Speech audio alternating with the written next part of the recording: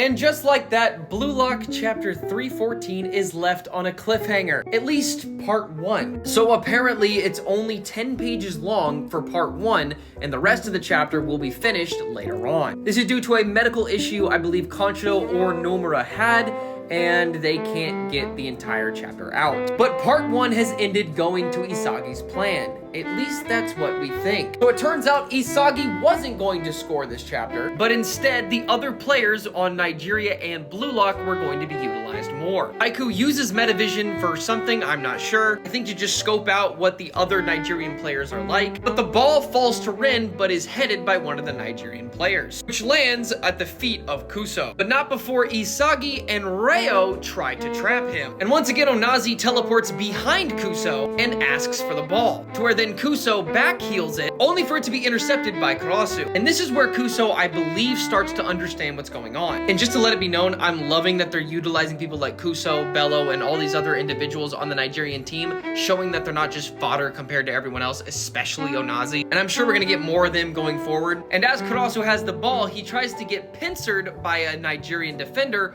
only to pass it to none other than Chigiri as he books it down the field, getting past a defender. And Kuso is surprised by how fast he is. And just like that, Chigiri kicks the ball, getting it past another defender to none other than Rin, and Kuso catches on. But the ball was never going to Rin. Instead, it was going to Isagi. And Kuso saw Rin as the bigger threat. The same exact thing that happened with Rin and Kaiser and Isagi in the PXG game. But there is a Nigerian player that says something that probably is going to interfere with Isagi doing what he needs to. What exactly? I don't know. But basically, in summary, the opposing team's attacks were physical, with Onaji attacking alone. Blue Lock understand the opponent's playing style within 2 minutes. While Hiyori was being closely marked, Chigiri attacked, and when Ren became the focus of attention, the ball was passed to Isagi. Again, very short chapter, but in all honesty, a lot of things happened here. Was it a crazy amount? Not really. But hey, we're utilizing the other Blue Lock characters. The Nigerian players aren't just pushovers. Like, they're actually getting screen time, or in this case, page time. So you know what?